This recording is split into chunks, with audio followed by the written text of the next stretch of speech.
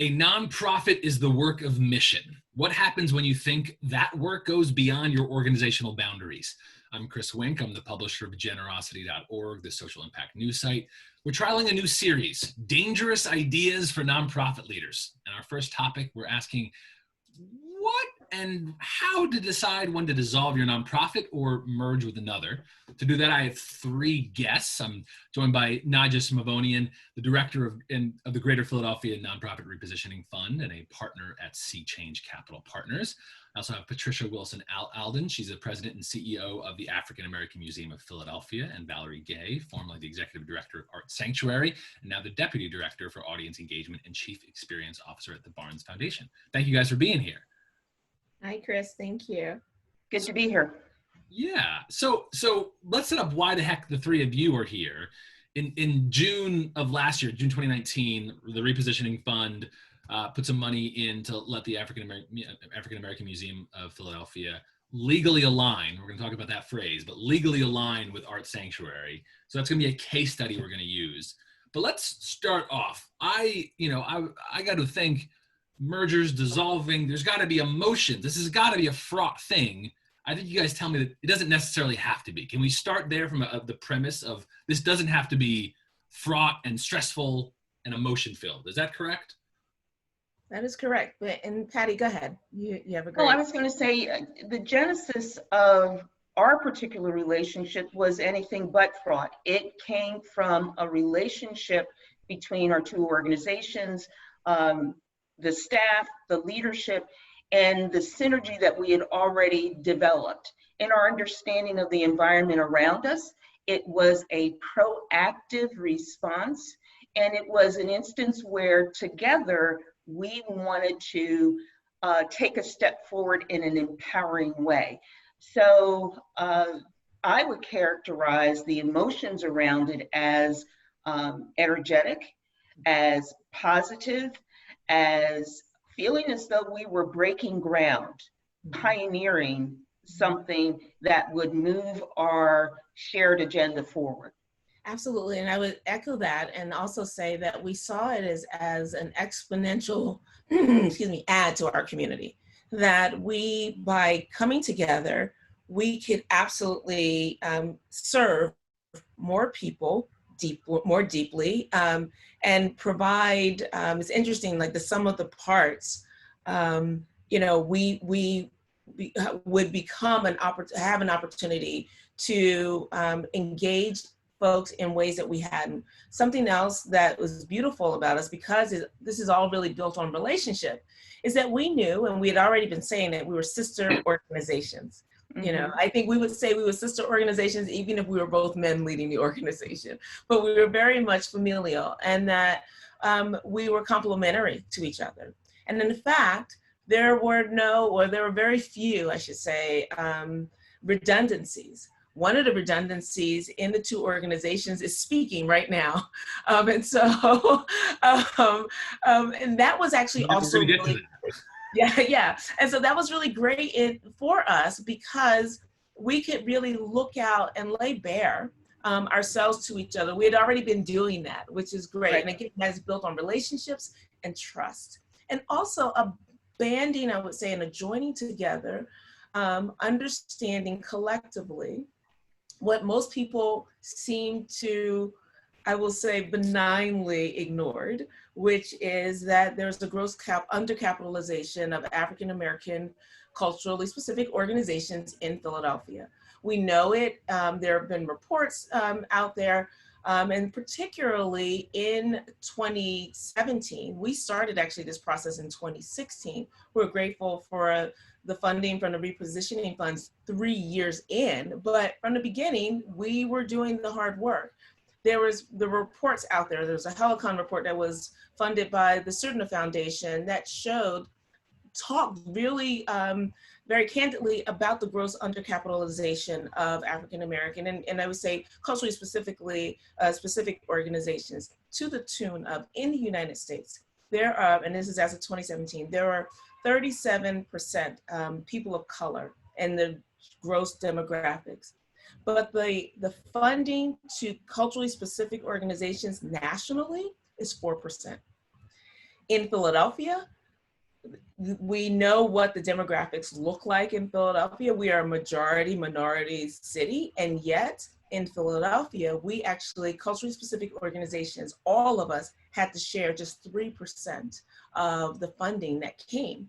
And so when we're faced with those kinds of odds, and we are mission driven and we are committed to our communities, we decided that rather than go under or kind of eke along, that it would be much better if we came together. And so, you know, there was, to Patty's answer, no negative emotions, only excitement. And we recognized that this was an opportunity for us to share with our community and grow in our community. And Valerie's absolutely right. This was a compelling moment, given the biases within the philanthropic community, given the chronic undercapitalization. We had to find new, different solutions for ourselves. So when I say that this was an empowering moment, it means that as organizations, we felt that it was absolutely necessary for us to look at different new strategies for our ultimate survival and for the realization and fulfillment of our mission. But as leaders of these organizations, we understood that we were reaching for a model, a new operating model, new business model that could have larger implications for other culturally specific organizations. That's such a good setup. So thank you guys for that. Nadya, you've seen a lot of these deals, probably as much as anyone across the country. I wonder if you could start by pulling out some examples that stood out there that you suspect a lot of other nonprofit leaders might feel, think, or recognize. Put another way, how do you know as a nonprofit leader that something has to change, that I should be considering merging, I should be considering dissolving? Are there signs that you find pretty consistently people look toward that perhaps are represented in this case study?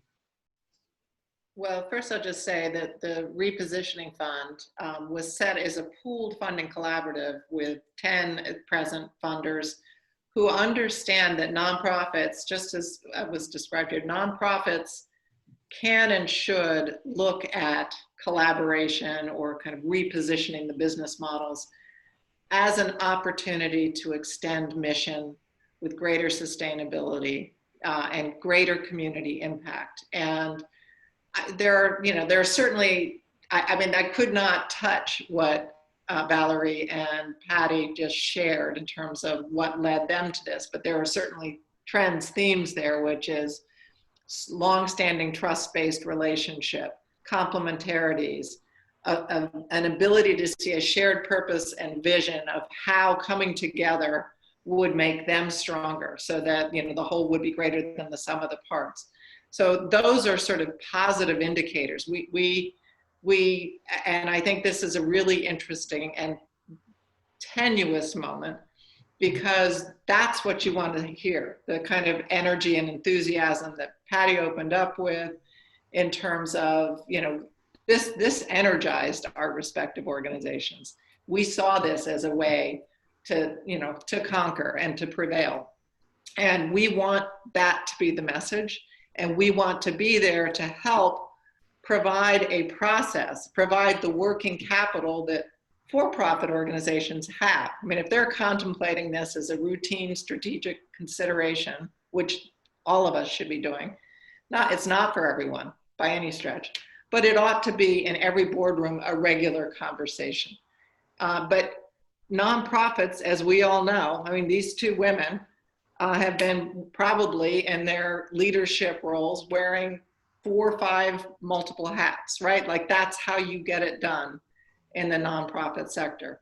And I think some of the, the undercapitalization that both Patty and Val talked about in the African American institutions, culturally specific organizations, makes it that much harder.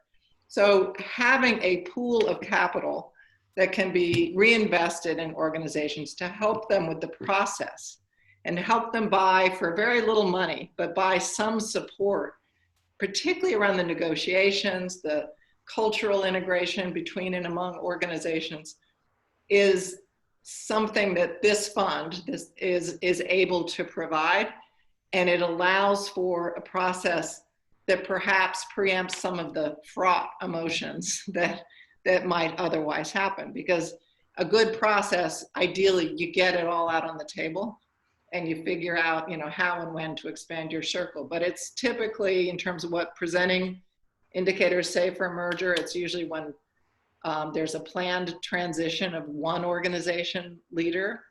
It could also be a fundamental regulatory change in the market that suggests scale is going to be more important. And it can also be when one of the organizations is facing into the loss of a significant funder. I mean, that just commonly but that's not the real story. I think what you just heard is the real story. That's well said. Val, I wonder if I could turn to you. You mentioned some of the conversations began in 2016. Yes. Was there a light bulb moment, or was it truly really gradual? Did you have some moment you're like, yeah, I think something should happen here? I'm not sure yet, but was there anything that struck for you that you think other nonprofit leaders should be thinking about? Like what registered for you that something should happen? Sure. So Nadya pointed it out as one of the potential factors, which is that I was ready to move on. And we realized, the board and I realized that, also given what Nadya just said, the work that I was doing was one, untenuous, and certainly not tenuous to bring one person in and say, okay, here you go, here's an organization, pick it up and start running, you know. But so that was the first thing. But we'd already been thinking. I could chart back probably 6 months prior to my decision, saying, I think I want to move on, to going back to the undercapitalization. We, you know, just weren't getting the funding. People said, oh, we love your work. But then we recognized we were literally getting about 1/10 of the funding that they were giving to other organizations. And it was very difficult to maintain the quality. We knew the quality of the work in the communities and how it was literally changing people's lives. They told us that. They've told us how some of the work saved their lives, which is amazing. And yet we could not get the funding that we needed. And so the board, the leadership of our board actually went to the leadership of AMP, to Patty and her board chair, and said, you know, we're thinking about this. And I'm grateful. I actually wasn't in the room when that happened. I had set up a plan for the organization. I was like, these are the things, we can make this transition over the next 6 months or so to a year. These are what I think. This is what I think. And they very wisely said, we don't think this is a tenable situation. Let's talk to AMP. And so as I understand it, because I was not in the room, but as I understand it, Patty said, where's Val? And we need to do this together. So I agreed to hold off from leaving. I couldn't just leave because I love the organization. I love Art Sanctuary. I love my community. And I did not want to walk away from that mission. That mission is embedded in my DNA and everything that I do. And so I decided to stay, and it was my great fortune to be able to work very diligently on this while still running the organization as both basically full-time jobs. It would have been a little easier, honestly, if we had had a project manager or someone to work with us, but we had to do it ourselves. And so all of that is really was the catalyst. And again, back to what Nadya said a few minutes ago, and what we've been saying about relationships, it wouldn't have mattered if we said, oh, we think we should talk to AMP. What about merger? We think we should talk to AMP. If Patty and her leadership hadn't said, you know, let's explore this. We know you, we love you, let's explore this. So it really is a double-sided thing. You have to have someone who's willing to initiate, and then someone else who's willing to engage. Yeah. And it was a fortuitous moment in time in that as Art Sanctuary approached us, we at the African American Museum were on this trajectory. We were doing our strategic planning. We had ideas about our growth. And when I say growth, we were very much looking at the idea of how do we build a strong organization, but also how do we stretch? We were in that moment.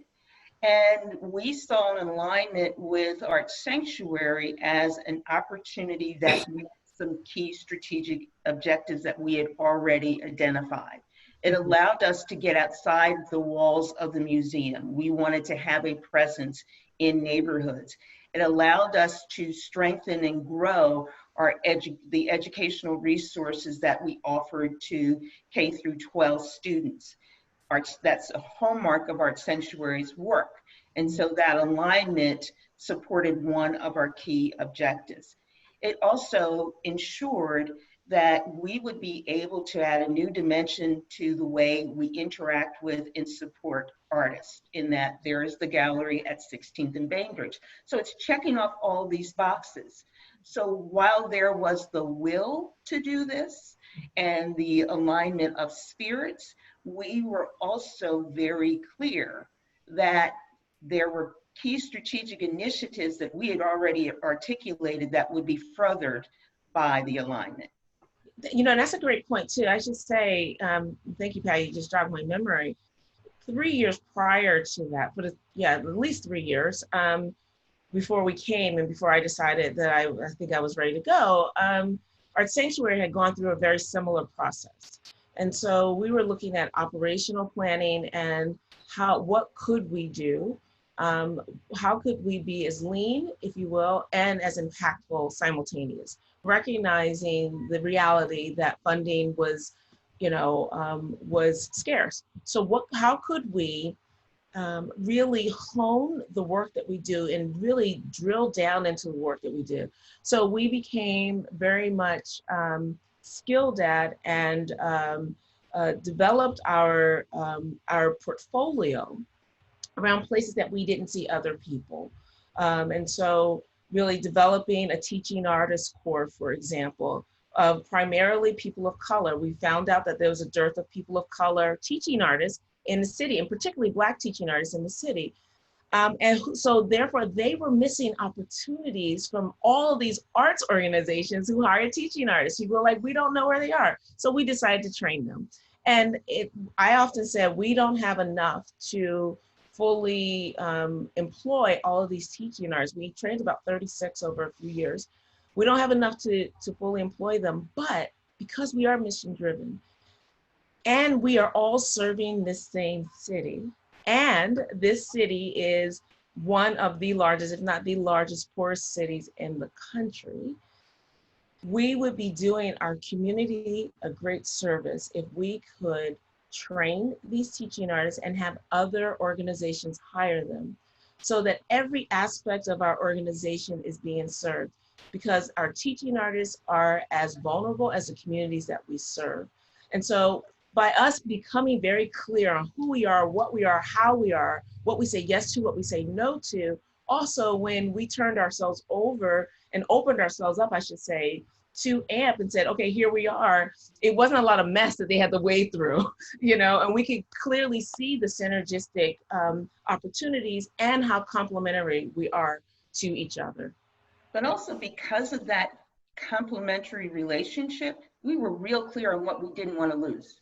Yes. If the 6-week residency, that really empowering educational program that is offered through North Stars, was somehow jeopardized by Art Sanctuary not being able to function at the level that it had before. If those teaching artists weren't able to be deployed out into the community, that would be a loss. And AMP, having that shared commitment to the African American community, to lifting up African American cultural programming, we saw it as an imperative. Yeah. We have to find a solution to ensure that those very vital programs and the services to the children and the services to the artistic community were somehow continued. So that was another sort of compelling aspect of this. We wanted to ensure that the assets that Art Sanctuary had been able to cultivate were able to continue. That's super helpful. we're running short on time. There's a few topics I want to hit. So I wonder if we could widen out a bit and I put this in context for folks who are watching or reading who are thinking of the lens of their own organization. And a few topics that I got to think we dealt with.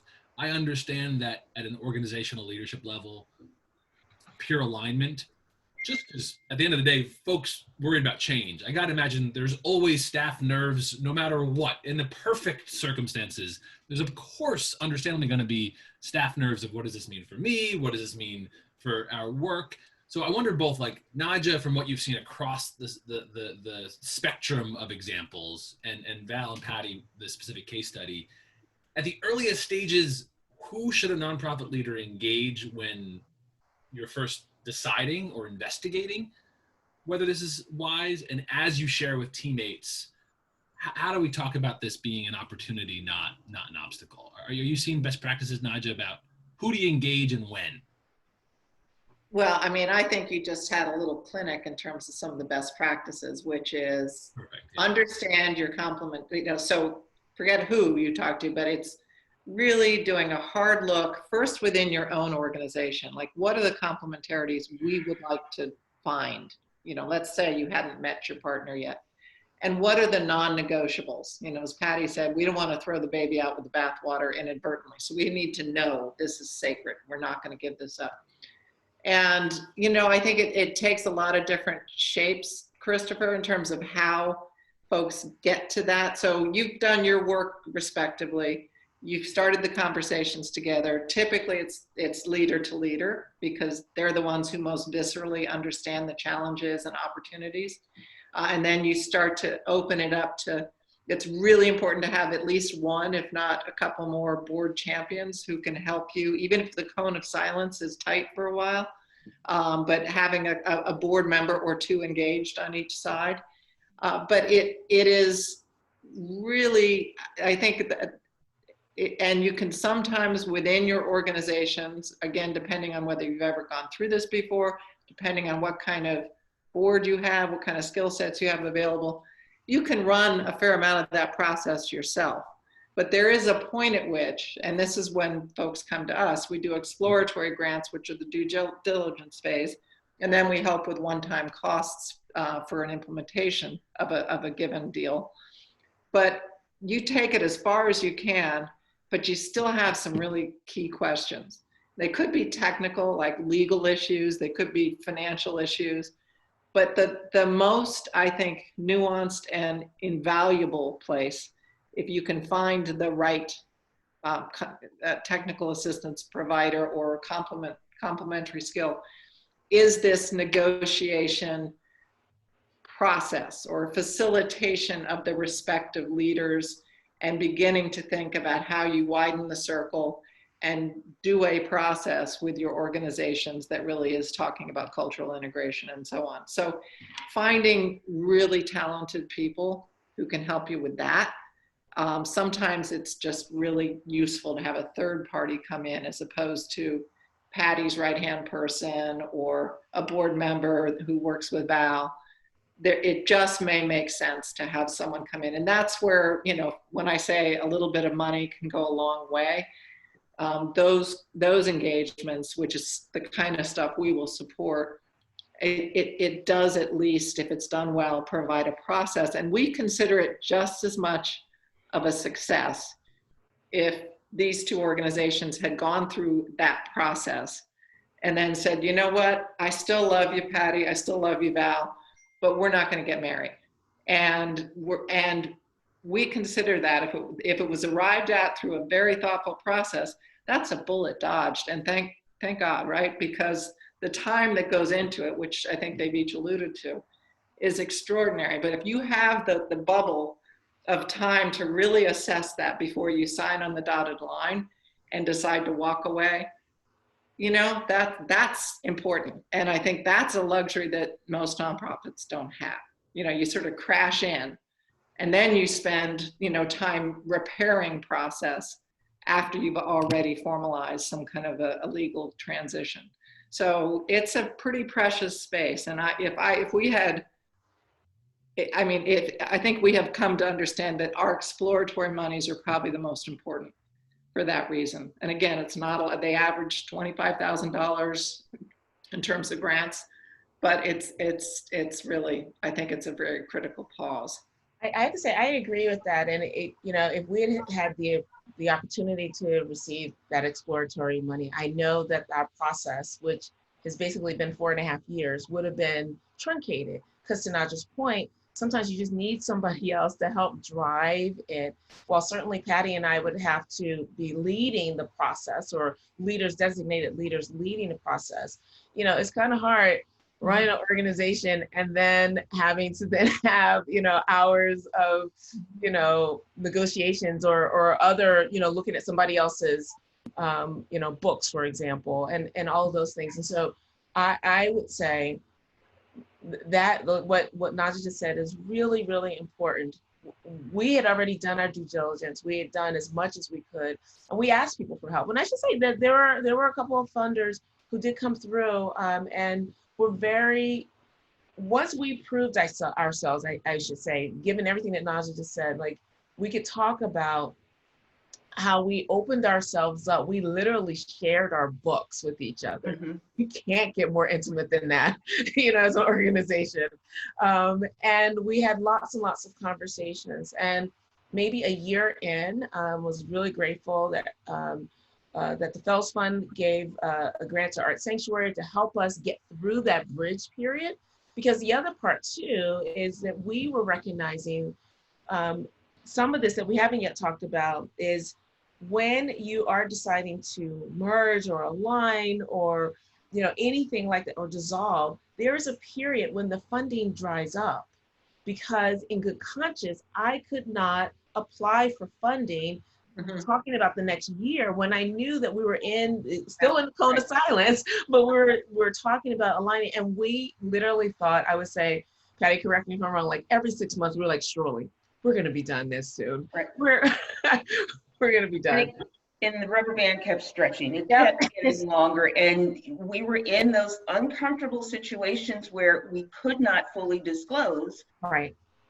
But we needed that bridge funding. Yeah. And I want to talk about the protracted period. We dated before we got married. Mm-hmm.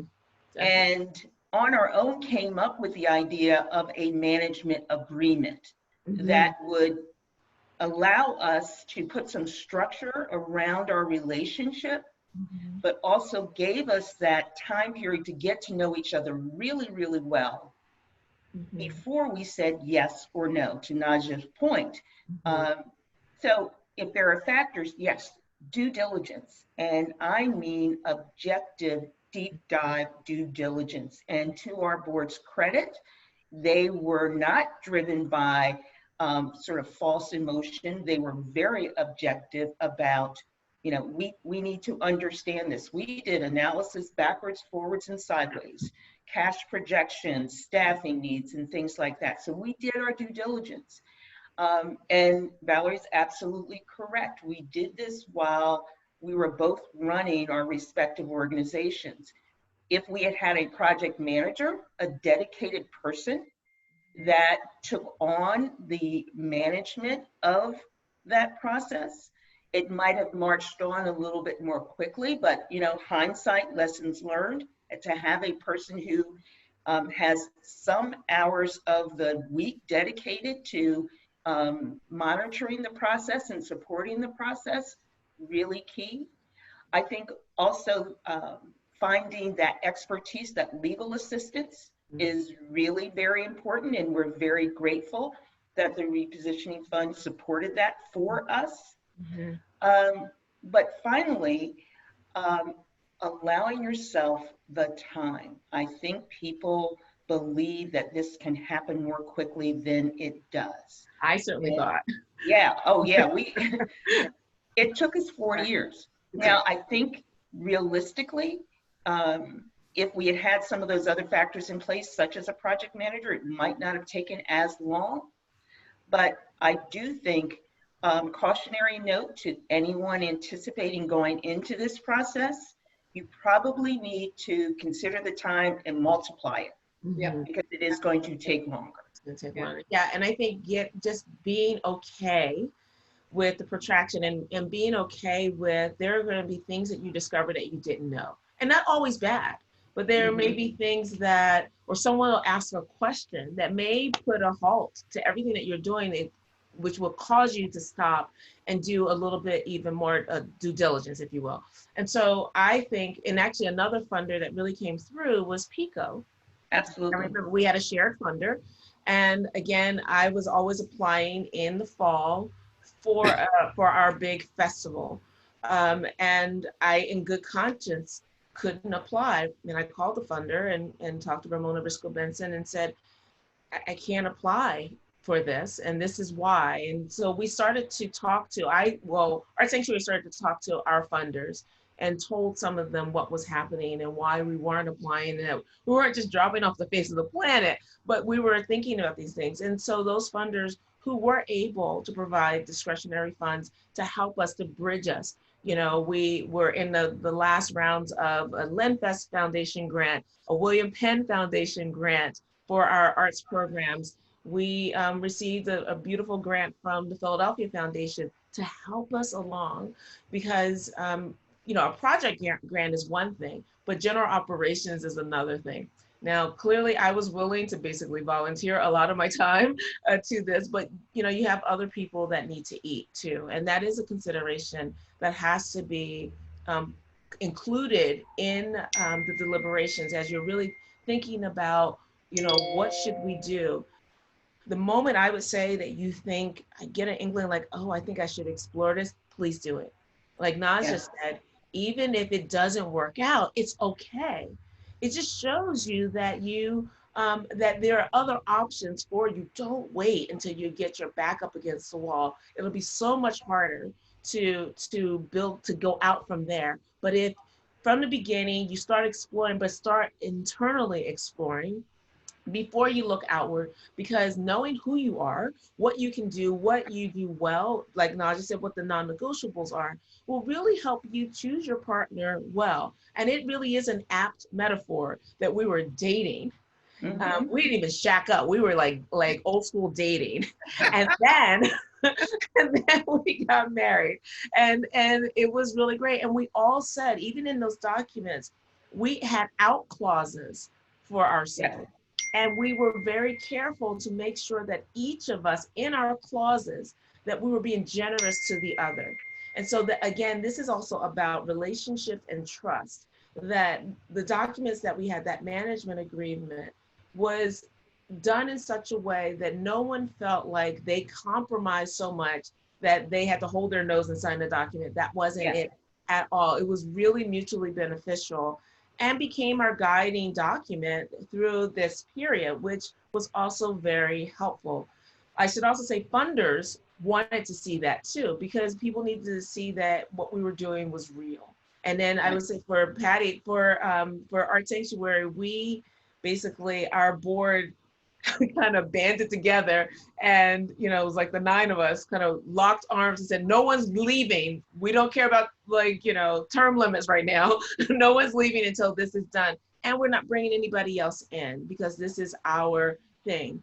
But Patty had a vibrant organization that was continuing to grow and had new board members come in. And so as those new board members came in, we could at least introduce them to this concept and to this relationship by starting with the management agreement. Right. I want to jump in. I know we're pressed for time, but I think it's a real important factor to talk about messaging and communication. We've talked a lot about what has gone on internally, what went on and is going on between our two organizations, but we were always very aware that there's a constituency out there that had an interest in, a stake in what happens to both of these organizations. And we wanted to frame this alignment in such a way that they were reassured that we were making good decisions, and that the services that they value, the mission that they were supporting, would continue. So to PICO's credit, they realized that that messaging was really important and invested in that. So as we have made this journey, but now as we've come to this very important juncture, we are very mindful of how we communicate what we will be doing? What are our intentions? What are the consequences? What will it mean to the services that our sanctuary provides and AMP provides? I don't think you can overstate the importance of that communication strategy and being sensitive to the words that you use, the timing of the messages that you send out, and engaging your constituency, your funders, your donors, your members in understanding what's going on. Agreed. And I just say, and I know you're about to, sorry, Chris, I just need to say this. We also talked to our community before we moved forward. Yeah. And so that was really important too. So we chose 2 very strong stakeholders who represented large swaths of our joint constituency. And we basically rolled it out to them, was like, ta-da! And they gave us different feedback. And they helped us to hone our communication strategy, and for us to really, since language is important, helped us to shape our language, particularly as it relates to communicating with our community. We are over, so we gotta go. Nadya, I just wonder if just to get I think a voice here across this work, final takeaways or themes, or if someone's watching this and thinking about taking this step and following the great example from Val and Patty, one of the still anything you'd want that runs? You know, I wouldn't even try to top what they've shared, other than just to reinforce a couple of the points in terms of the word multiplies come up a couple times. So it is multiply to the extent that people need to think about communication always in organizations, as Patty just said, and I think Michael Porter says multiply it by 10 when you think you know. In this instance, it's 100, right? And it's 360 surround sound, because you got all kinds of stakeholders, you got funders, as they've each spoken about. That's a big thing. Multiply the time, you know, if you're thinking about this, as Val said, start acting now. It takes a while. And, you know, we haven't even touched on the pipeline of people who come to see me. So I've got folks I have confidentially been speaking to for years. And my board doesn't even know who they are until or unless they put a proposal in, you know, I'm ready to put a proposal forward for funding. They have no idea who I'm talking to. And that, you know, there's a lot of time that goes into this, a lot of kind of considerations and so on. And when you're going into it, absolutely bring that enthusiasm that I think started the conversation. But when you're exploring, when you're doing that dating, old-fashioned dating, just try to remind yourself, don't fall in love with love, right? Just use that period as a time to kick the tires and actually find out all the reasons you shouldn't go forward. Because for you as a leader, for your boards, for your staff, it's going to be a big commitment. So you need to be darn sure. So use that to the extent you can. Start early and use the time well. Do it, because that diligence phase is critical, and it's not, you know, it takes a while, as you've heard from our wonderful colleagues here. So I'm going to shut up, but I really thank both of you for being willing to share your stories. Well, I'll one-up you and say I will thank all 3 of you for joining this conversation. We'll put some links in the description and on the Generosity story to both follow up on the work that took place here, and if you want to explore these conversations with your own organizations, where you can do that. Thank you, Nadya, Val, and Patty, for joining me for this fantastic conversation. This has been Generosity Talks. We'll have more to come. Thanks so much, everyone. Bye-bye. Thank you.